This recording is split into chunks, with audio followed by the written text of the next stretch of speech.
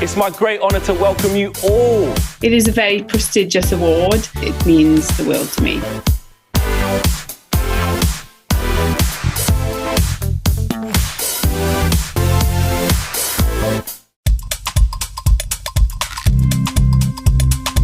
They have great senses of humour. I like to reveal parts of history to them, for I love making history come alive.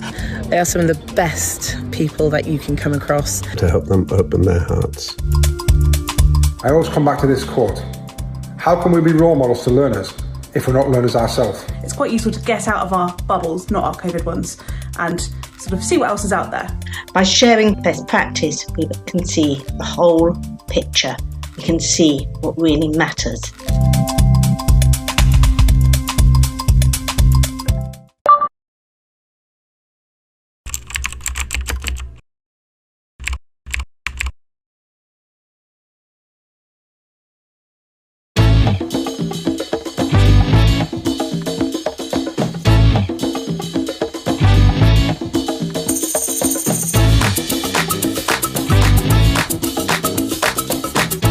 Has one of the biggest brains around.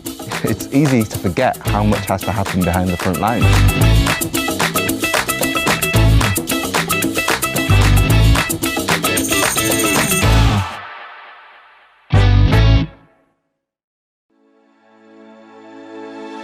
As a global schools group, Cognita educates over 55,000 students across 12 countries. We're proud to be Wellbeing Partner at this year's Festival of Education, and we want to share the work that we're doing to prioritise children's well-being. This starts with a clear understanding of what well-being is. We looked at the evidence and created a simple Be Well charter that everyone can use day to day. It gives a clear definition of well-being and then focuses on the specific contributors that influence it. Discover our full Be Well charter video and other resources to use with your students and families at cognita.com. I really try to not look at myself as just a science teacher. I feel like as a teacher, it's very important to help students grow and develop outside of your lessons. A single teacher believing in you and really believing in you. One teacher doing that can have a large impact, but if you have one or two or three all telling you that and really, really believing in it, it makes you feel like you can achieve anything in the world, honestly.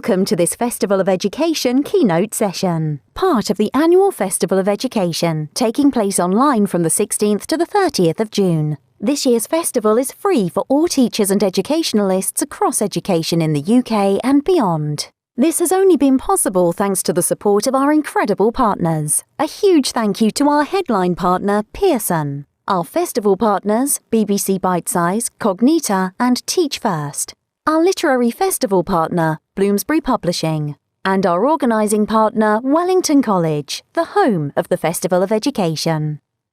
We'd also like to thank our incredible speakers. Over 200 leading educationalists and thought leaders will be providing sessions at this year's festival. On behalf of the audience and organisers, thank you.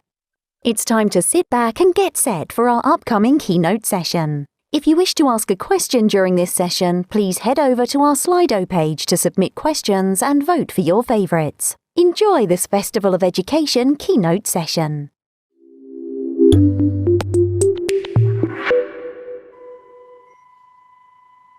Good afternoon, Festival. I'm Shane Mann, the Festival Director, and it's my privilege this afternoon to introduce a familiar face of the festival, Will Self. Will is the author of 25 books, some of which have been translated into 25 languages. A prolific journalist both in the UK and worldwide, and a frequent broadcaster on BBC Radio. Will also holds the chair in contemporary thought at Brunel University. This is set to be a provocative session from Will as always at the festival, and I'm looking forward to it. Festival, please welcome Will Self. Thank you, Shane, and welcome to all of you wherever you may be in your various reclusive situations. I want to take you back to begin with. We've got 45 minutes together, but I'd like to take you back to begin with to the 1990s. I spent the 1880s and the 1980s in a sort of slightly tangential relationship to British industry, working on contract publishing, and it gave me a lot of access to British boardrooms and executives in British businesses at the time that a process that we might call the McKinseyization of British industry and the British economy was underway. Sort of name it that after the famous management consultancy company, McKinsey. I'd noticed in British industry in the 80s the introduction of not to be sort of weird or facetious, of kind of people wearing lanyards with identity cards on them, and people talking about things like mission statements. I'd seen a sort of alteration in the architecture of working places, kind of open plan offices and phenomena like that. And I'd seen a new emphasis on the kind of intersection, if you like, between psychology and business practices.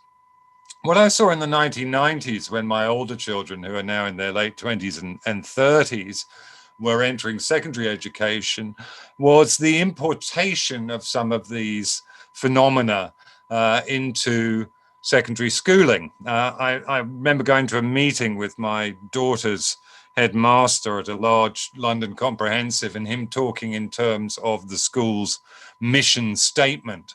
A lot of talk about teams, a lot of evidence of lanyards. This was all new, and certainly not the kind of educational atmosphere in which I'd been inculcated, which was typified mostly by ancient desks with dipper inkwells in them and parquet flooring, and teachers who still wore academic gowns and threw rubbers at you from the front of the class. I'd say that these introductions were the leading edge of a phenomenon that's come to be known as neoliberalism, or at any rate, the impact of neoliberalism on our education system. And I make no apologies for talking about ideology during this session. I think it's absolutely fruitless, indeed futile and disingenuous to try and talk about education without talking about ideology as well. Education is first and foremost about a society's values. And education and the transmission of those values to the younger generation is perhaps the key vector for the transmission of those values and their associated culture through time. So we can't avoid it. We can't avoid right-left culture wars, and we can't avoid the kind of culture wars that seem to have come in with the conflict between what you might think of as conservative monoculturalists and liberal multiculturalists. I'm going to say, and I don't think it'll surprise you, what I'm going to say is I'm going to quote Shakespeare's Mercutio in Romeo and Juliet, and I'm going to say a plague on both their houses. I'm not really interested in taking one side or other in any of those particular declivities. And indeed, I'd argue that one of our principal problems in cleaving to an honesty and good faith in education is sticking to binary modes of thought. It's always either or, and I always make myself look better by making you look worse. And I don't think that's a productive form of discourse at all. I prefer both and rather than either or. Nonetheless, let it not be dodged or dissimulated. The leading edge of this neoliberal tendency was accompanied by the beginnings of a sort of stealthy privatization, not just in the higher education sector where I now work and have for the last 10 years as part of my portfolio of jobs, but also in the secondary sector in the form of the academy schools, which were, I don't imagine you need any reminding, were essentially an exercise in trying to maximize infrastructural investment at a time that the government didn't want to be seen to be expanding government spending and concomitant borrowing. And I'm afraid I think that bad faith about just the very accounting procedures involved in these public-private partnerships and private finance initiatives that came in under the Blair administration, continues to resound throughout our society and our education system to this day. Other phenomena came in around the same time, really, which were, an obsession with teaching to the test, which I talked about at last year's EdFest, and I think is a highly significant phenomenon in what we might think of as the instrumentalization of education in that way. And I would say that league tables, an unfortunate term borrowed from football and other sports. I tend to cleave to the philosopher Michel de Montaigne, who said, mistrust someone who takes sports too seriously. It means they don't take life seriously enough. And the importation of this metaphor to apply to education simultaneously trivialized the idea of academic attainment, in my view, while making it of paramount concern. It was only the arrival that mattered, not the journey. And another phenomenon that I think paralleled some of the developments under the Thatcher administration that have never really been reversed in our society was towards what we might think of as the consequences of viewing the condition of poverty as an epithetic one. Well, what do I mean by that?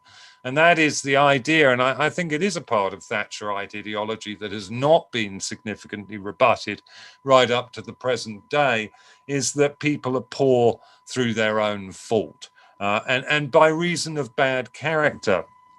In terms of the general population, what we saw following the large-scale loss of the manufacturing sector and the rise in unemployment in the 1980s was an attempt to fudge the statistics on unemployment by massively increasing the number of people who are in receipt of sickness benefit. And I think that the kind of concomitant phenomenon in the education sector is the introduction, if you like, of the use of special educational needs as a category that enables schools to, as it were, deal, problematize, and indeed pathologize often poorer students who are coming from difficult backgrounds. And I think we've seen the consequences of the kind of, if you like, the abuse of certain psychopathological categories, such as attention deficit hyperactivity disorder, in the kind of scandals that have come up really immediately before the pandemic, in terms of children being excluded from schools in order to massage schools' academic figures and get them high up in those league tables. And again, going right back to the 1990s and then into the 2000s, you know, this seems like, you know, what a problem. We'd love this problem now, but, you know, the business of catchment areas, families renting properties in catchment areas of desirable schools, all of this was part of the importation of the idea of consumer choice into educational contexts. And really the background ideological divide here is within liberalism itself. It's not actually a kind of conservative radical divide at all. Liberalism is, I'm afraid, a deeply incompatible ideology. On the one hand, it views everybody as a rational consumer, and in a sense, the theory in economics of perfect choice is the exemplar of this. You're rational, you can make a choice. And on the other hand, it seeks, its mood music is to create social and economic equality, to level up, as perhaps our current Prime Minister might well put it. Unfortunately, these two objectives are deeply contradictory, and you can see the consequences of trying to square this circle everywhere you look in the debate about contemporary educational problems as a result of the pandemic crisis. And it's worth unpicking almost anything you see written about education to see how a sort of weird caduceus of these two entwined ideological objectives has become confused together.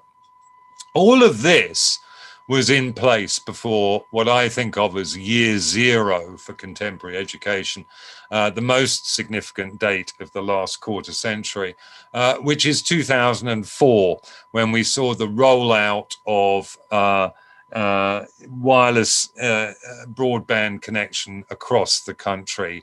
And if you like, the full take-up of what I choose to call bidirectional digital media, the technological assemblage of the internet and the web. 2004 represented the ground zero for all sorts of processes that have come to shape the contemporary era. And of course, what's most significant about the impact of BDDM, bidirectional digital media, is of course that the entire culture simply went belly up to it. There was very little questioning of the efficacy, of the kind of ethical impact of this technology. There was a determination, as there often is with what are viewed as technological advances, to view it as a value neutral phenomenon, which it most certainly is not. No technology is value neutral at all. Only the National Rifle Association argue that it's not people who kill people. It's not guns that kill people, it's people that kill people. It most emphatically is guns that kill people in the hands of other people. So I think it's very important. And what I really wanted to talk to you about today is how I feel that the introduction, and it's perhaps wrong to think of it as introduction, the addiction, the capitulation to bidirectional digital media in all its forms has shaped our understanding of what education is and how education operates without any real conscious input on our part, so without any real thought in what we're doing. And I think that many of the problems that we're now facing are a result of that wholesale capitulation to BDDM, and particularly to a kind of interlocking phenomenon. You know, BDDM is obviously based on binary mathematics. It's based on the most, it's all quantifiable. And the way in which we want to look at education nowadays is also deeply quantifiable. So I think that there's a natural gearing of one into the other. I came into teaching late in my 40s. I took up an appointment at Brunel University, as Shane said at the beginning of the session, where I hold the chair in contemporary thought. So rather like a cat trying to catch sight of its own tail, one of my jobs, if you like, or my modes of inquiry is to think about just these things in relation to education.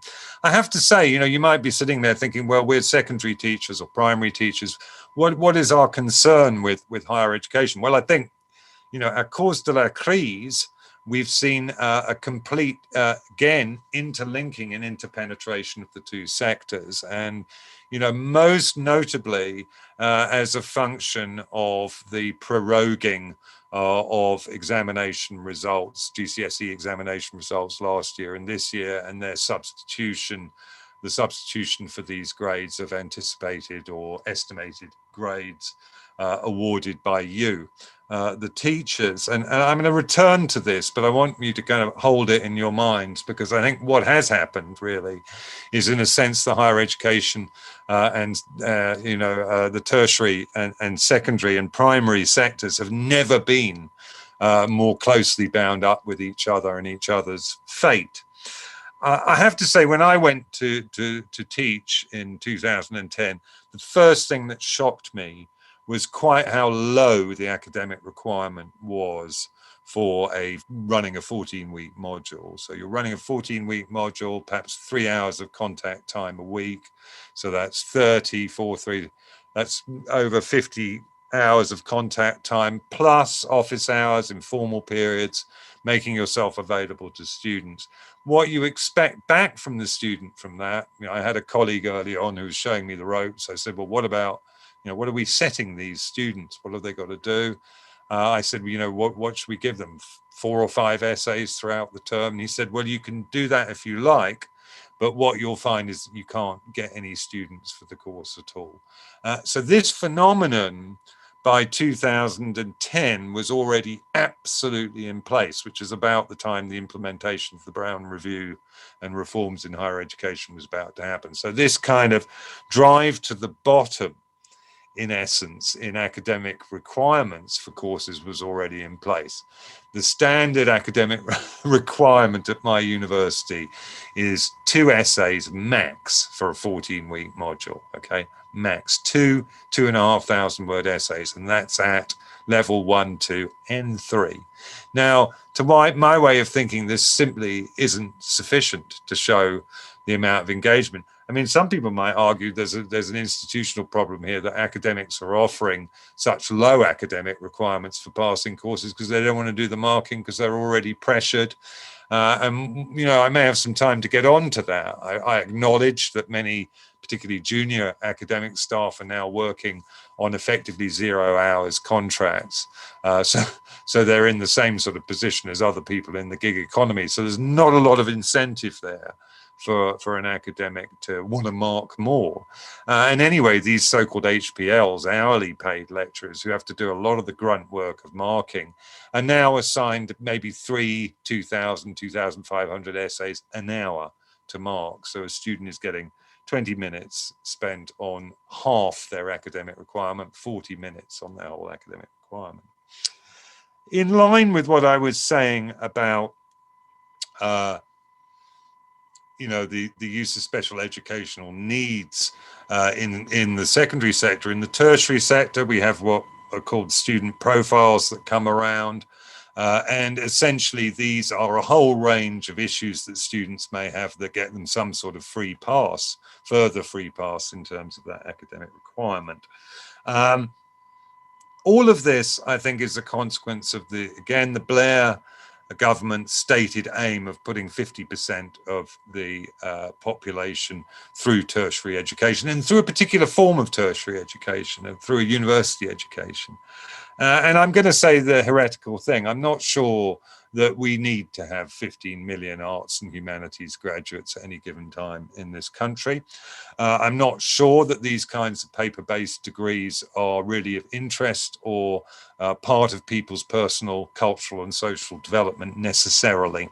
And I don't think that the aspiration to have this many people graduate with these particular kinds of qualifications is really in line with the one side of the kind of liberal project, which is to introduce a more egalitarian society, both socially and economically. In fact, I think it's much more of a classic bit of liberal bad faith, which is to offer a form of what's called upstream cultural intervention in lieu of the highly significant downstream social and economic interventions that are really needed to level up society.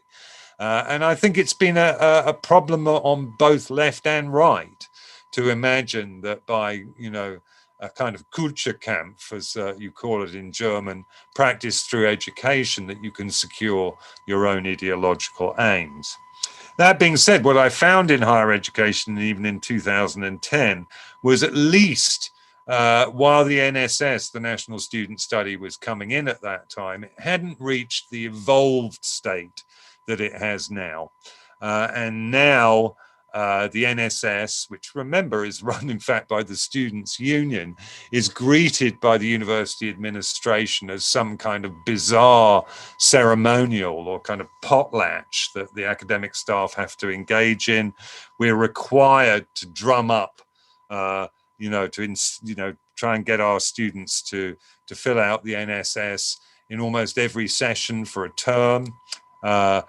We're kind of effectively bribing them to fill out the survey, and by extension, we're trying to get them to fill it out to our benefit. I've seen email traffic to students from colleagues in which they've kind of, thrown themselves on their students' mercy and said that they're going to lose their job if they don't get a higher NSS response rate.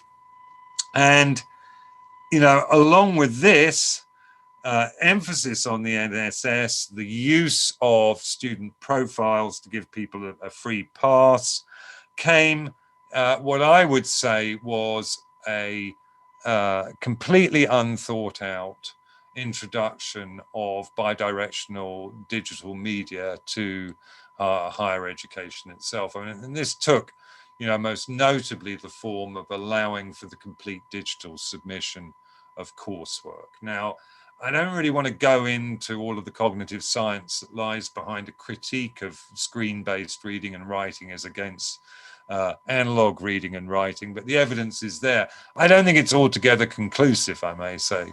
One of the problems with all sorts of technological innovations like this is that they don't happen in a laboratory. They happen in a real world and real world social and cultural context being used by real people. So, I quite understand that people will be watching me, listening to me now and thinking, well, no, it's a positive boon, bidirectional digital media. I don't know what he's talking about, my experience of it, blah, blah, blah. And other people will be thinking quite differently. And I would say the answer is we don't know. We do know some stuff. I mean, the cognitive science is pretty hard in terms of the extent to which we recall things that we've read digitally as against when we've read them in analog forms, paper-based forms, and so on. But what I'm more concerned about is the introduction of entirely digital submission and digital marking, I may say, I would say has been attended on the whole by a kind of loss of fixity on the part of students. These degrees were designed for what Marshall McLuhan, the Canadian philosopher, and the minter of some of the most important buzz phrases that define our BDM era, like the global village and the medium is the message. McLuhan's view on all of this, I think, does hold good to some extent. And we use these media quite unthinkingly, and what we saw as university teachers was the introduction of plagiarism software. unthinkable to those of us who entirely did our degrees in a paper-based way. Why do you need plagiarism software? Well, you need plagiarism software because when you submit assignments digitally, you can just cut and paste from your sources. When you did this at a paper-based, you can't cut and paste. You have to go to the required volume in the library, copy out the quotation, and then insert the quotation into the text of your essay, at which point you're actually doing the work.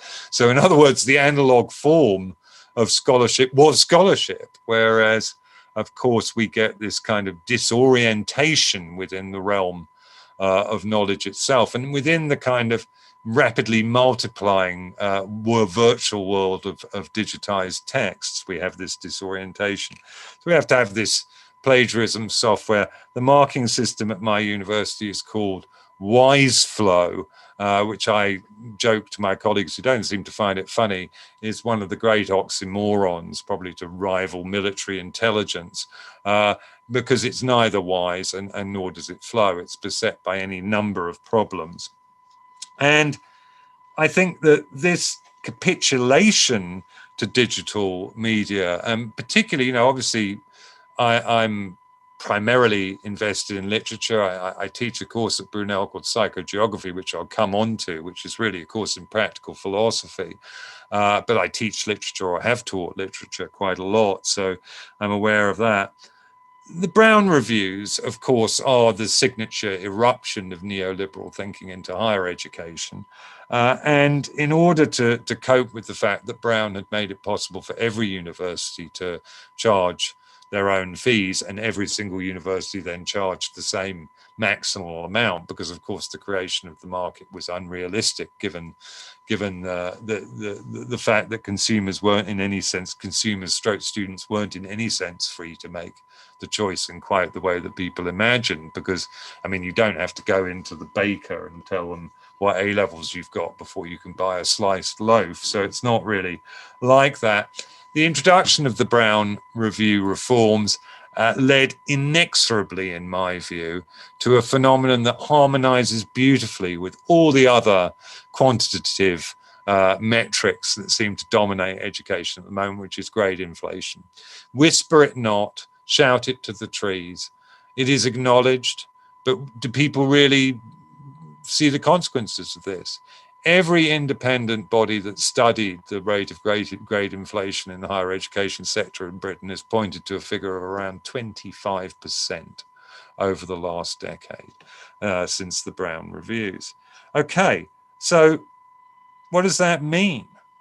What does that mean for, you may not be too concerned at the idea that a marketing assistant or an advertising copywriter is underqualified for their job. I think you'd feel considerably more worried about it if it was an airline pilot or a surgeon. So I do think it has real consequences, but really what it unites with is a whole range of bad faith. There's the bad faith about the significance and the impact of the digital in terms of textual studies. I'd argue, it gives massively, of course, to those of us who are already versed in the ways of scholarship, and it takes away massively from those who are trying to inculcate themselves in it. And I think that really, what we see with grade inflation is effectively the full coming into being of a kind of educational Ponzi scheme.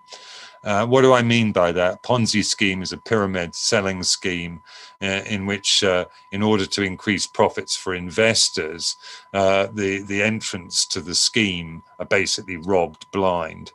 You rob Peter to pay Paul, who's already on your books, and you try and keep the whole thing moving as long as you can. And I'd argue that the A-level students who are being awarded by you, A-level and GCSE students who are being awarded by you, anticipated grades without examination in either their GCSE or A-level years, are those entrants to the Ponzi scheme.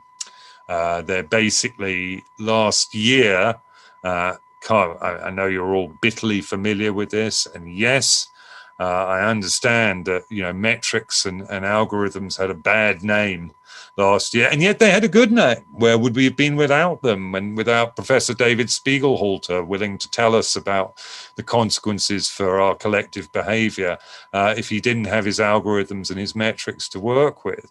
Where would we have been without Dominic Cummings and his belief in, as David Cameron had before him, in nudging the population by looking at mass behavior?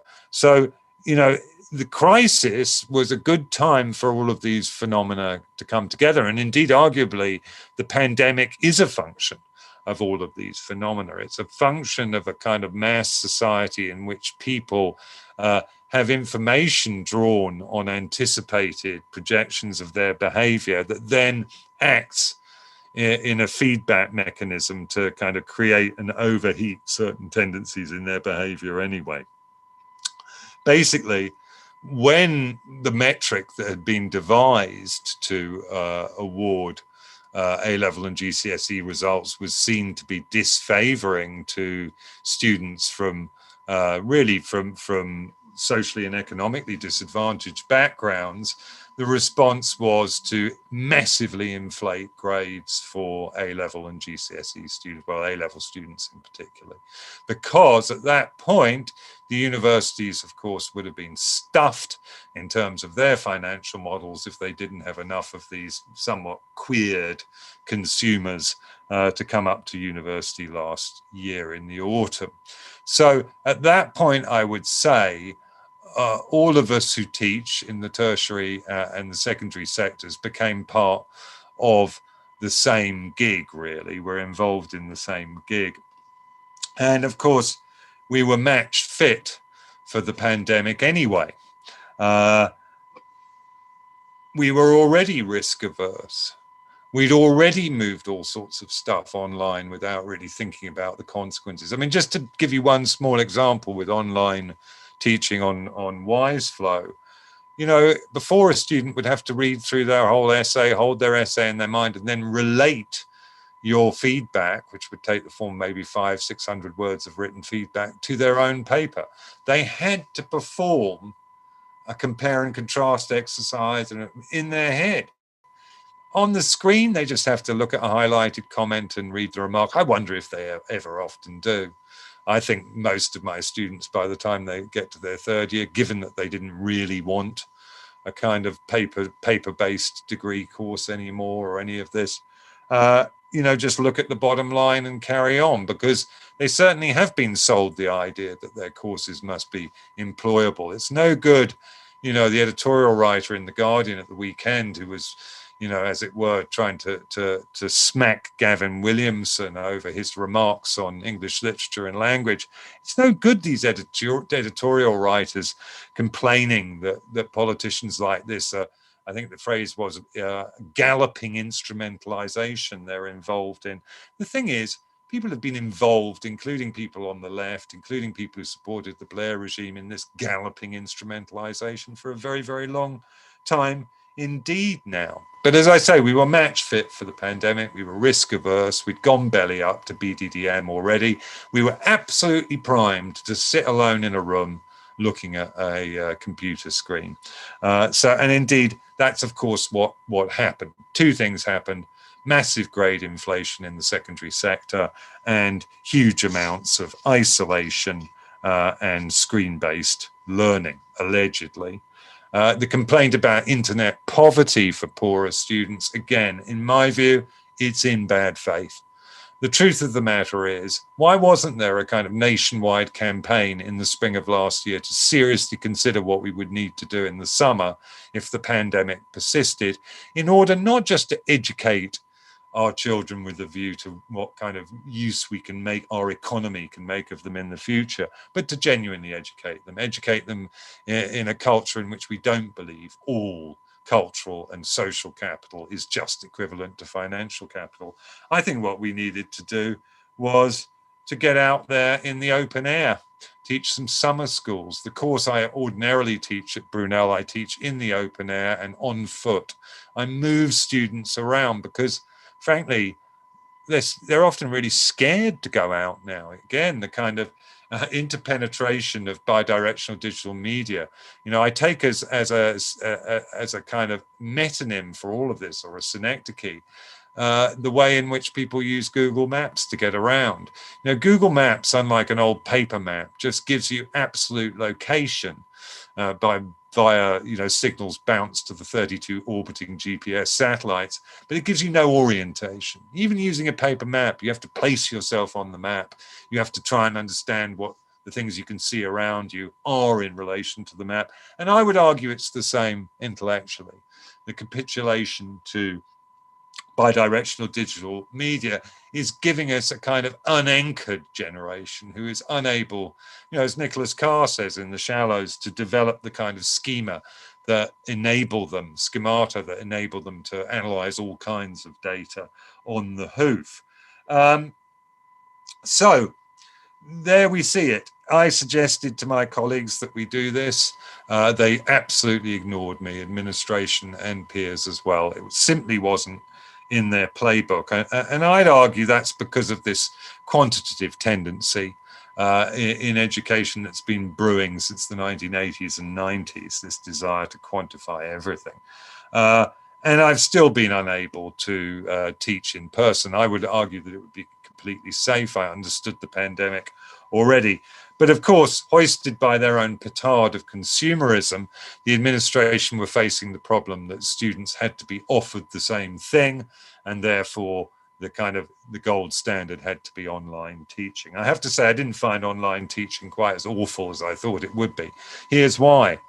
It's awful, as you know, as teachers, to sit in a classroom and look into the eyes of a student who hasn't even done the nugatory reading required to understand the lesson.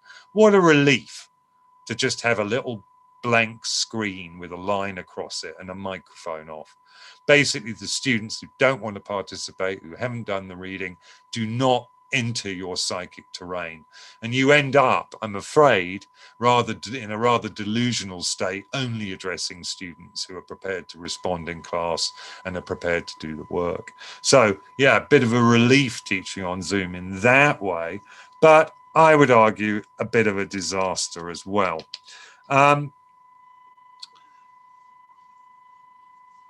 I think we should have got outside.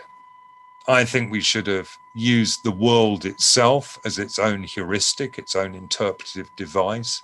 I think we should have substituted sensual and immediate interactions, enhancing our students' perceptions by bringing them back to the world that the pandemic seemed to be removing us from. But you can imagine that kind of approach to things simply wasn't possible. And why wasn't it possible? Well, again, I'd argue that what lies behind it is a lot of bad faith in the adult world. Bad faith from adults who always want to see things in binary terms so that they can be on the right side. Bad faith from adults who can't face the ambiguity of a situation. Bad faith from adults who simultaneously want to criticize others for their rampant instrumentalization of education while speedily doing it themselves. And I'll get on to a corker of an example of that in a little while. But most of all, I think bad faith from an adult world that while acknowledging the social problems associated with bidirectional digital media and the psychological problems that have come up, remains itself addicted to it. It's very difficult for children, young adults, to take us seriously when we're fiddling with our own phones, when we're posting our own pictures of sausages on our Instagram feeds, when we're more concerned by the outsized pseudo-image of ourselves that exists in the virtual than the real-sized version of ourselves that exists IRW. And I think that is a great deal of bad faith. I'm sorry. You might argue, well, you're bound to feel that way, Will, because as you've often remarked, the only circumstances under which you would tweet would be if a live songbird flew into your mouth. And it's true, I have to say that a certain degree of notoriety that I had in the early 2000s before the introduction of bidirectional digital media, full introduction of it, meant that I was already highly, conditioned to understand what the impact of these media might be like. Warhol was right. This is the future in which everybody is famous for 15 minutes because they put the picture of the sausage on their Instagram feed. And this is the picture in which everybody enjoys the negative psychological consequences of a certain kind of fame, which is narcissism, a delusional view about the impact of their behavior in the real world, and so on. So I think that's made it extremely hard for us to respond to the pandemic and to make a much more creative use of the technologies that we have available, and even to look forward with some honesty and clarity towards resuming education after the crisis in a way that perhaps does square some of these circles, isn't in bad faith, isn't in hock to one ideological party or another, and sees clearly the pitfalls that face us, as well as the benefits that some of our technologies afford us.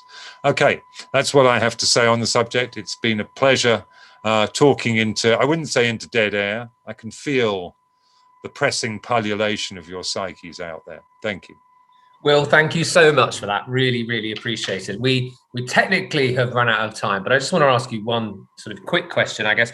You know, huge changes have occurred over the past 18 months, particularly in terms of the delivery of education in our schools and colleges and universities across the country. And for many education providers, they will have spent an enormous amount of time developing new ways of delivering education. There's this talk at the moment around, you know, a future hybrid model, certainly more in further education and within the higher education system. Do you see any good coming out of the pandemic in terms of the changes that have been made in the delivery of education? Well, I mean, I think that, you know, it's what everybody says. If we want to claim, as the Guardian editorial on the parlous condition of English language and literature teaching did over the weekend, that English language and literature is Britain's greatest export, then, you know, I think those who are principally interested in profit rather than perfection will see that the technology affords them an example to increase that export drive, since it becomes frictionless and you don't have to bring students here or take teachers there. I mean, again, we saw it in the university sector, but we've seen it in private education as well, the opening up of schools in foreign countries or the vigorous recruiting of wealthier students from abroad. So, you know, if we look at it in those terms, in terms of profitability, then clearly it's there. It's an advantage. What you're really seeing is schools and higher education gearing up to produce the kind of sophisticated online and teaching that specialist agencies have been doing for a number of years.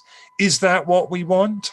I think not, any more than we want a society in which we are isolated, reclusive, you know, all like those young Japanese people who stay locked up in their rooms for years at a time. No, I believe passionately in face-to-face educating. I believe passionately, and that's why I became a university teacher in middle age, in the idea of the university and the school as a cultural institution born of proximity and community. And I just don't think that's achievable online. I'm sorry. Well, I do hope that you get to teach face-to-face once again in September, back in the next academic year. It's been a pleasure to have you once again to provide some controversial views at times. And I do hope that we'll see you back at Wellington College for next year's Festival of Education. Will, thank you very much. Thank you, Shane. Me too. Bye for now.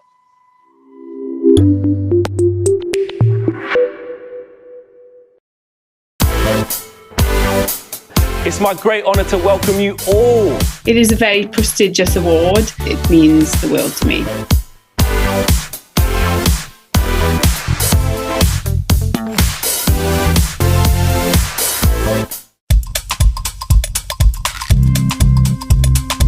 They have great senses of humour. I like to reveal parts of history to them, for I love making history come alive.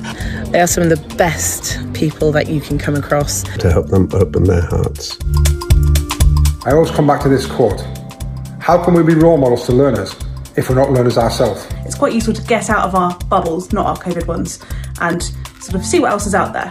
By sharing best practice, we can see the whole picture. We can see what really matters.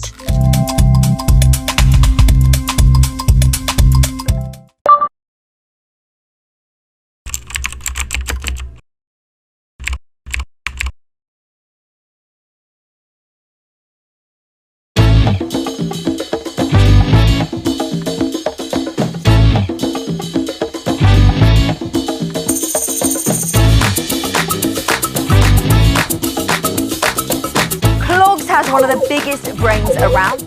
It's easy to forget how much has to happen behind the front lines.